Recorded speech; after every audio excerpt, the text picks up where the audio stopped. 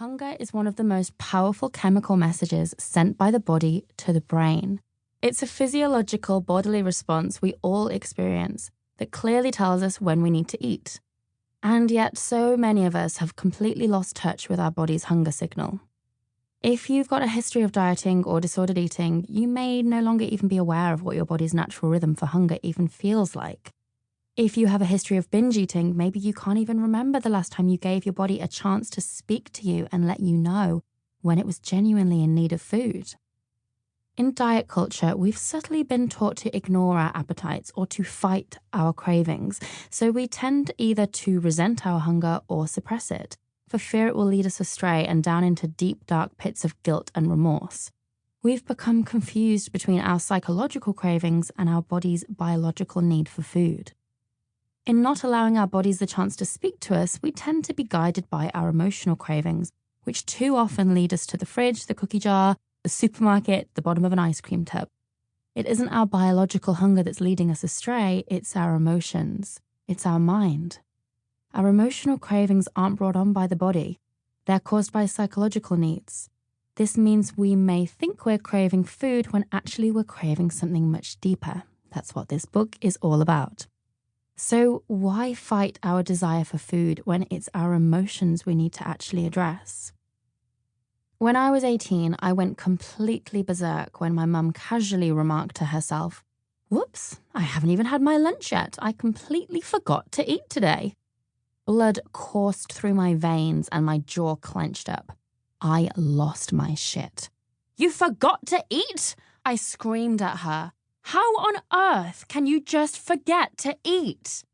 I buried my head in my hands. God, I wish that I could just forget to eat. Food was all I thought about day in, day out. All I wanted was to be able to eat like a normal person, whatever the hell that meant. More than 10 years later, and now a certified eating psychology coach and experienced health coach, I teach women how to understand and heal their relationships with food. And the biggest discovery that I've made through this work is that it wasn't ever actually about the food. It was about fulfillment. Our relationship with food is really a reflection of our relationship with ourselves.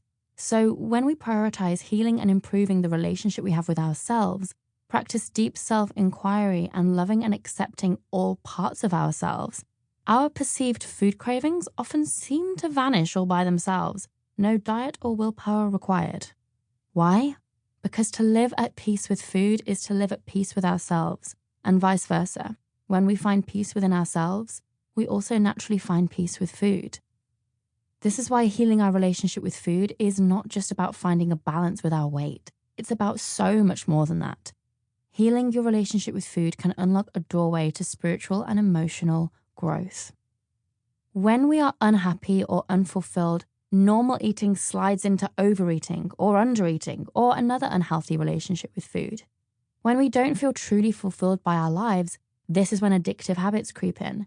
In place of a fulfilled life, we seek out filling up not just through food, but through other vices like alcohol, drugs, sex, gambling, shopping, social media, and so on. But when you pursue a fulfilled life, food or other vices stop being your happy place. You find a deeper pleasure from life than you found at the bottom of an ice cream tub. I'm speaking from experience there. Leading a fulfilled life requires a little more effort and self-inquiry, of course. It requires willingness to change, to grow, and to push yourself outside of your comfort zone. It requires a willingness to get radically real with yourself and dive deep into your awareness. It requires oodles of self-love. Of course, it's much easier to keep starting and failing new diets every Monday, searching for that magic pill, than it is to be honest about your true cravings and dive deep into your soul. When people want to lose weight, they often go on crash diets. Or they do something else. I am all about that something else. And that something else is changing your life, making a shift, overhauling your entire belief system, loving yourself, getting happy, changing your environment. The ones who are doing this aren't going on another diet that makes them starving and miserable. They're doing the real soul work on themselves. And the food and weight problems naturally shift themselves as a byproduct.